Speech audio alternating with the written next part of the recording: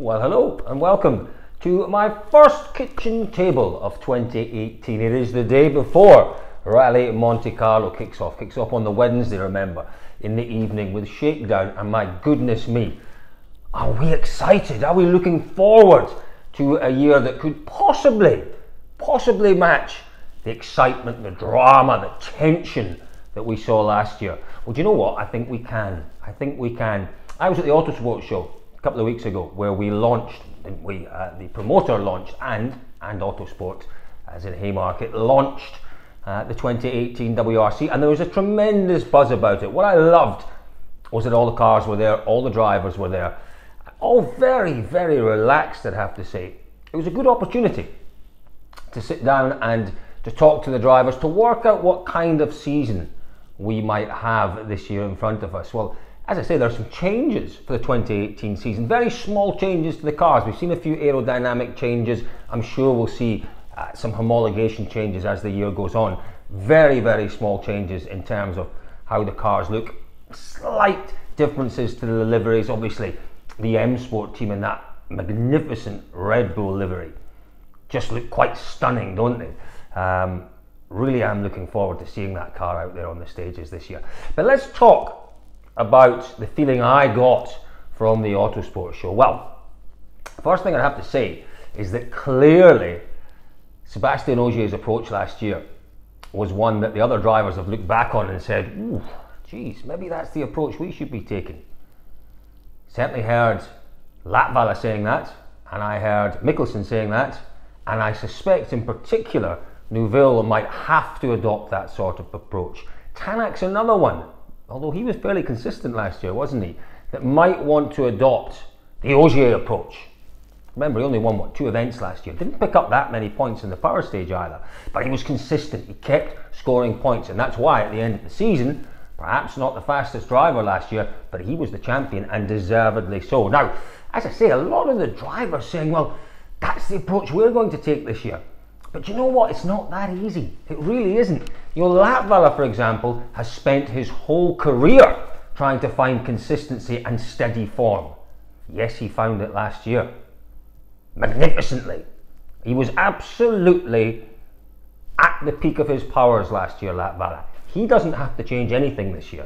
He doesn't really have to think an awful lot about what he's doing. He just has to continue what he did last year. If his team deliver with the car, the performance in that car, the consistency, the reliability in that car, Latvala will be a contender. I wouldn't want to see Latvala overthinking things. When he overthinks things, that is where it goes wrong.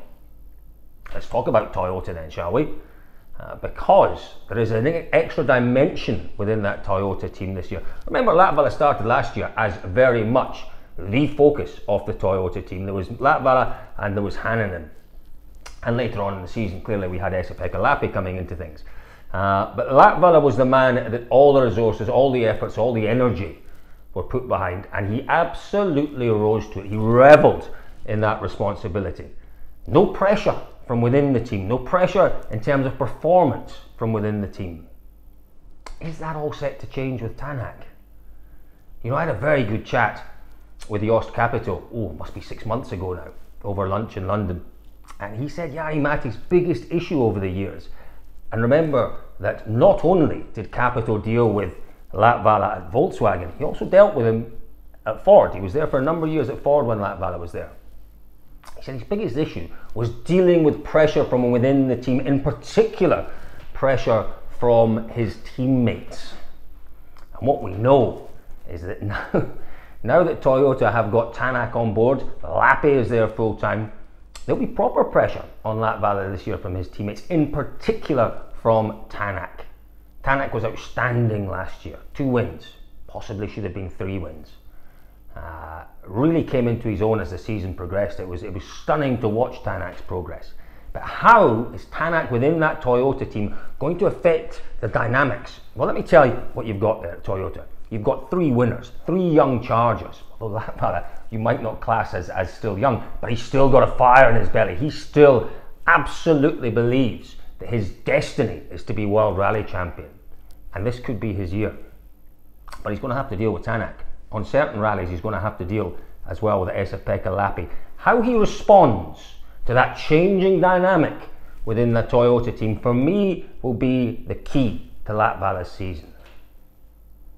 The other thing I find probably won't work in Latval's favour this year is the lack of, if you like, a defined structure within the Toyota team. There's Latvala, there's Tanak, there's Lappi. Lappi is clearly the development driver, and some worrying things from Lappi I've heard at the start of this year. We'll come on to that in a second. But, you know, their joint number one's effectively Latvala and Tanak. That rarely works within a team, rarely works. We'll see how that all transpires. See, with Lappi, you know, what we saw with Lappi in particular on his last event, which was Rally GB, he did a couple of bad events after, you know, the stunning drive to take the win in Finland. He had a couple of very, very difficult events. He tried to change things in GB, and he looked like and sounded and drove like a little boy lost. He really tried to change his DNA. He tried to change what makes him unique, special, and ultra talented. His arrogance, his cockiness, his unbelievably laid back, cool approach to things, his self-belief, which he's got in absolute bundles, and rightly so. Esa-Pekka Lappi all evaporated in GB, and I picked it up before the rally started when I interviewed him, and it was a different kid, a different driver that I was interviewing. I thought, oh, hang on a minute, I don't like this. I like the self-assured Esa-Pekka Lappi. What we saw on the stages from that deflated Lappi was incredibly disappointing. Now I'm hearing things coming out of Finland again, some interviews with EP, saying, look, I need to change my approach, I need to adjust my approach. Drivers are different, and they're all different, and they all have to get to the top in their way. Yes, there is the, if you like, there is the textbook way of doing it, but not everyone falls within that textbook way, which is just steady progress, gain the experience, pick up the speed gradually. And eventually you might find, if you keep improving, you don't plateau, you'll find that you're right up there challenging for titles. Then there's the Colin Mcrae approach, which is, I know I'm quick, I know I'm fast, I know I'm a world champion. And if I have to crash a few times, well, I'll crash. But I will show you that I am the man to beat on every rally. Now, Lappi, I think, has got that in him. That's what he is. I don't think he's a Craig Breen. Craig Breen is the polar opposite. Craig Breen has never in his career taken massive strides forward. It's been little steps, little steps, little steps, little steps. But for Craig Breen, he's still taking those little steps, little steps, little steps. We don't know how far Breen's going to go. I suspect Breen is a rally winner. I suspect he's potentially someone that will challenge for the world title, but he's not reached it. We've not seen that ultimate speed. Whereas Lappi is explosive. He's explosive, he's dynamic, he's exciting, he's unpredictable. You take all of that away from Esa-Pekka Lappi and you're left with a hollow shell. It's a huge situation for Tommi Mäkinen to manage, but I'm sure Mäkinen is the man to manage that.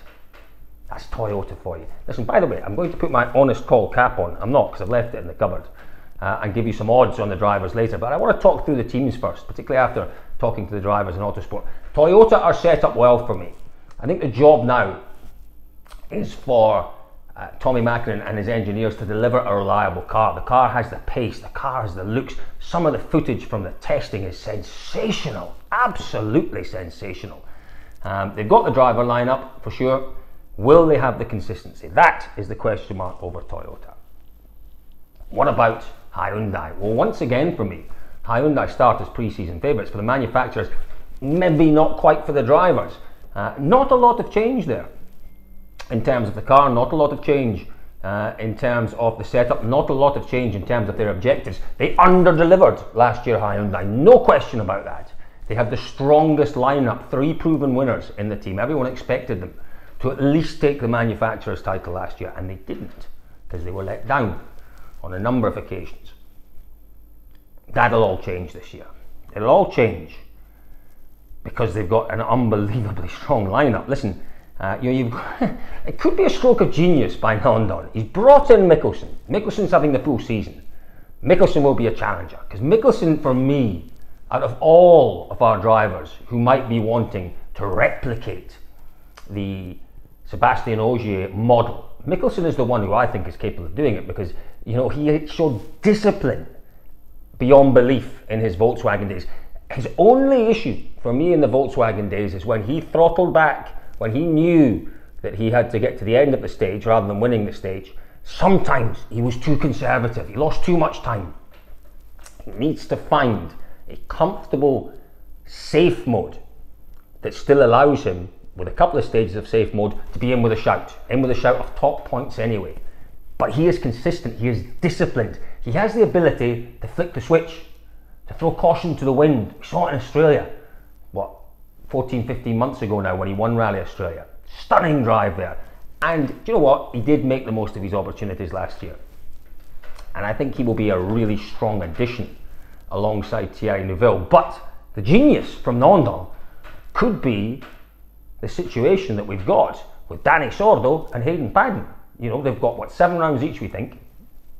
The hunger there from those two drivers to prove themselves, the hunger to actually put right what went wrong last year and to contribute to a championship winning team and season. I think we'll see a different approach from those drivers. I really do, when they get their opportunities. The danger is that because they only have, in particular, Hayden Paddon, Danny Sordo's in a different situation. He's in a different position in his career. Sordo has had a wonderful career in the World Rally Championship, and 2019, if we're looking forward another 12 months, there's a very good chance he'll still be here. He might not, and if he's not, it will have been a great career for Danny Sordo. Paddon still wants to be World Rally Champion, so you've got a slightly different dynamic there. And that Paddon, I think, the danger with Paddon is that he will try and overdrive the car, overprove his ability. But as I say, from Nondon's point of view, he might have pulled a bit of a stroke of genius here. It might be an absolute duffer. Maybe he should have been brutal and said, Danny, you've got the whole season. Hayden, I'm sorry, off you go. Or Hayden, you've got the whole season. Danny, off you go. Don't know. I really don't know. And only time will tell as to whether what Michel has done there actually was the correct move. But they will be strong. They will be strong with Neuville and Mikkelsen leading the charge. And Neuville was the fastest driver last year, no question about it. But we talked earlier on about Lappy having a bit of inner Mcrae within him. Neuville kind of demonstrated that last year. It was a slightly reckless streak, a magnificent streak to watch. My God, was he exciting last year. Thierry Neuville, he won 4 rallies, didn't he? But he threw away 4 rallies. He threw away Monte, he threw away Sweden, he threw away any chance in Germany and Spain as well. And that was why he wasn't World Rally Champion. Can Neuville channel his inner Sébastien Ogier? Can he take out that Mcrae and say, when I want you, Colin, I want you there on my shoulder. But I tell you what, I'm going to listen to the one on the other shoulder, which is the Ogier, which is the, get through the rally, score the points, keep myself in contention. For me, I really like where Thierry Neuville is at in his career right now. He does have a huge amount of confidence. He has a huge amount of self-belief. But for me, the big question is, can he find the consistency this year? If he can, then Ogier's job in winning his 6th world title becomes that much more difficult. Citroen. Let's move on to Citroen. Talk about them very quickly, shall we? What to say, Yves Maton has moved on. Great appointment for Yves Maton, the head of rallies at the FIA. Maton is a rally man. He really is a rally man through and through. He's driven and he drives very well. He's a very competent driver. And he's been in rallying all his life. And you know what? I think he'll turn out to be more of a diplomat than a team leader. I think there were question marks, particularly over the last couple or 3 years at Citroen, over the team leadership. I think he is absolutely the perfect man for the FIA job. Very, very different from Jarmo Mahanen. Mahanen was unique in my experience at the FIA. He was a man who wasn't a rally driver as such, or a co-driver, but he'd been immersed in rallying all his life. But he'd also been a very, very successful marketeer. He'd been a very successful businessman. And he married all of those skills, the rally, marketing, business together, to have a real common sense approach to how he took rallying forward. And Mahanen's tenure will be looked back on as a hugely successful period within the history of rallying. There is no question about that. Forget the disputes and forget the nonsense about the 10-kilometre stages and all the rest. Mahanen is and was a force to be reckoned with. Why I liked him? He was approachable, he was accountable, he would answer questions, he would talk to you. Not always the case with people within the FIA, Mahinen was different. Now I hope in some ways that Yves Maton, and I think he will, I hope he continues that openness and that willingness to garner support from around the service park and opinions and views from around the service park. But it's a great move. But it throws, if you like, Citroen into a little bit of turmoil. They were in crisis last year. Are they out of crisis? No. No, I don't think they are. Yes, they are. God, I'm arguing with myself. Crisis is too strong a word. But there are some uncertain times ahead for Citroen. The ship has been steadied. The most important thing with Citroen was getting that car right, and I fully suspect they've got that car right now. You've got at the head of the team a man who comes in with rally experience, maybe not at this level. I've got a feeling from what I know about this guy and what I've read about him, he could be very, very effective indeed.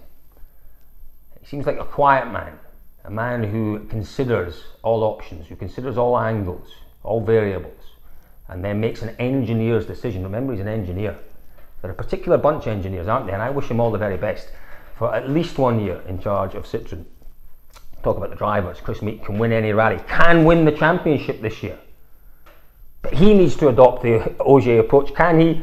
No, I don't think he can. So failing that, he has to win a shed load of rallies. Can he do that? Yes, he can. Supported by Craig Breen. Fantastic. And then Sebastian Loeb. Breen is still improving. Let's see what he can do. Huge disappointment for Breen to be missing the 3 events clearly that Loeb is doing, but that is just the way of things driving for a French team. You know, he probably didn't like it much, but there we go. Had to accept it. And we look forward with huge anticipation to Loeb returning. You know, they won't necessarily be contenders in the manufacturers because on a lot of rallies I suspect we will only have 2 Citroen World Rally cars, but they will win rallies for sure this year. Loeb will win rallies, Meek will win rallies. What will be interesting to watch is the dynamic between Meek and Loeb. Will Loeb support Meek? What if we get to a situation and say, which we could do in Mexico, going into the power stage, Loeb leads, Meek second. Does Loeb cede that victory to Chris Meek? I think that's going to be an interesting one to watch. My view, he has to. but we're not there, and we can talk about that ad nauseum because it probably really won't come into the equation. But there's a possibility that those situations could occur as the year develops. Similarly for Craig Breen, you know, Craig Breen is there to support Chris Meek. So, you know, if he's ahead of Meek by a position, for example, at the end of any rally, Monte Carlo, will he swap positions with Chris Meek? I don't know. That's all for the new boss to obviously work out the best thing in that regard. But we'll wait and see what happens with Citroen. But let's come on to M Sport. For me, M Sport have got the best driver lineup, and I'll tell you why. Because they have the best driver, possibly 2 best drivers. Certainly, I would say that Elfyn Evans is up there in the top 5 or 6 right now. But I say 2 best drivers because they're the only team with a defined structure with their 3 drivers. So you've got Ogier, who is the man that every effort will go behind. You've got underneath him a man who has come on in leaps and bounds in the last 18 months, 2 years, Elfyn Evans, 18 months I'd say. Elfyn Evans, who knows that he's number 2 to Ogier and will absolutely feed off that. He will take every ounce of experience and knowledge that Ogier can help him with, and he will absolutely feed off it. And then you've got Teemu Sunninen. Okay, 8 rounds, maybe more, we'll have to wait and see. There's defined structure there within that team. Buffet obviously for Monte Carlo. 1, 2 and 3, the only team that's got that. Citroen doesn't have that clearly because they've only got 2 drivers. Hyundai don't have that defined structure. They've got 2 drivers battling away, and then the 3rd driver potentially battling away for wins because he has to win to prove himself. It's a strange one at Hyundai, and likewise it's a strange one at Toyota in that you've got 3 people who are desperate to win rallies. Maybe Esa-Pekka Lappi might come out with a different attitude this year. I wouldn't want to see that, but let's wait and see. But as I say, the huge benefit from M Sport's point of view is that they have this defined structure. Ogier, Evans, Sunninen, Buffet, whoever that 3rd one is at the bottom. And that, in terms of the manufacturers, will be an enormous boost. In terms of the drivers for Ogier, it is exactly what he needs. Talked about it a lot last year. The wingman. He has a wingman, a man who is there to support him through the whole year. It's not there in any other team. It's really not. It's a fantastic setup and it's a fantastic advantage in an area where we're seeing the cars now being so similarly matched, the drivers in terms of capabilities so similarly matched. You have to find competitive advantage in other areas. And having a defined team structure, for me, is competitive advantage. Stroke of genius, once again, from Malcolm Wilson. Can he repeat the successes of last year? You bet you he can repeat them. He can win both drivers and manufacturers. And I'm not writing Evans off as a potential driver champion, but you have to say that Ogier is the favourite. We have so much to look forward to. The cap, don't have it. Let's put the imaginary cap on. And once again, I become honest call, the punter's pal. Let's have a look at those odds. Who is our pre-season favourite? Well, like last year, our pre-season favourite is Sébastien Ogier. If you're lucky, you'll get 2 to 1. Roughly the same odds as last year. You're more than likely to get 7 to 4. Bet €7, win €4. Reasonable odds, same as last year. Thierry Neuville, similar odds, joint favourite, 7 to 4, with maybe just stretching out to 2 to 1 for Thierry Neuville. I think that is right on the evidence of last year. I think Neuville at 2 to 1, is he great value? Not so sure. The man in third place in terms of the odds, third favourite if you like, at 9 to 2, 9 to 2. It's Oit Tanak. Bit of a surprise for me. Those are the same odds as Thierry Neuville was at this point last year. Neuville was in an established team. He'd been there for a long time. He was absolutely on the up. We all expected Neuville to work wonders last year. Ultimately he didn't. But to have Tanak at those same odds, I don't think that's great value. I think Tanak will do well this year. I don't think I would have him down as third favourite.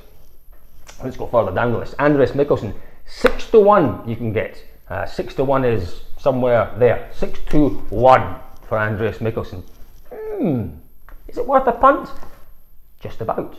Just about. I don't think he'll be champion this year. I think his time will come. But 6 to 1 is reasonable odds because for me, Mikkelsen is the complete package. He has the ability to switch it on and to go remarkably quick, but he's also got the discipline to score points where points are needed. So 6 to 1, not bad. The next one in our list, in terms of our odds from Honest Call, the punter's pal, Jari-Matti Latvala. This one for me is the value. Jari-Matti Latvala at 7 to 1 to be driver's champion. How can you have Tanak at 9 to 2 and Latvala at 7 to 1? Strange. That's a strange one, but there is the value for me. Pile in on Jari-Matti Latvala. Have €10 on Latvala to win the championship.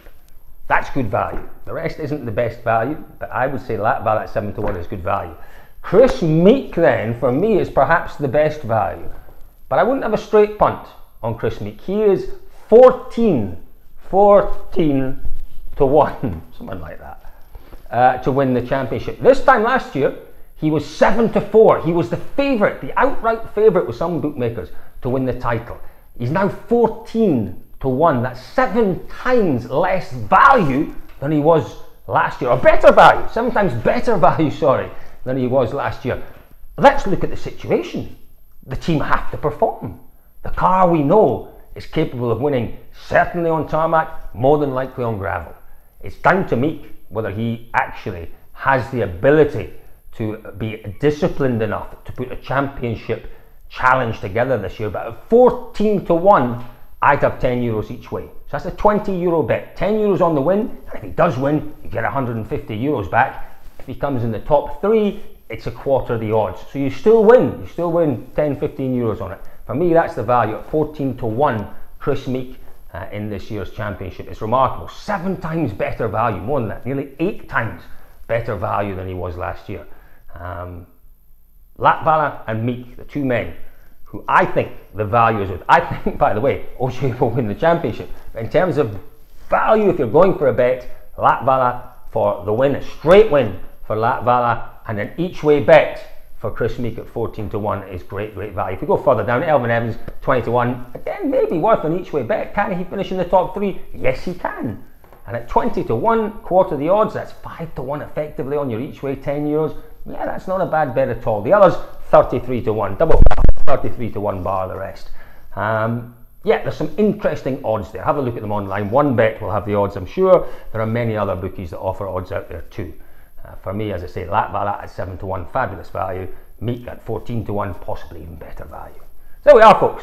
Monte Carlo gets underway. I'll do you another little Monte Carlo preview before the start of the rally, because this is really a season preview, isn't it? I'm off to Monte in the morning, can't wait. The conditions look great, not too much snow, decisions to be made about tyre choices. That is the perfect Monte Carlo for me. Plenty of ice, plenty of decisions to be made, plenty of drama to expect in Monte Carlo. So listen, thank you very much for joining me again. If you are watching this on Facebook, guys, and if you've enjoyed my pre-season preview, if you don't mind, give it a little share. If you've got rally fans as friends, give it a little share. They can enjoy the video as well. If you're watching on YouTube, if you can give my channel a like, that would be enormously appreciated. Thank you very much indeed. We will speak to you again before Monte Carlo.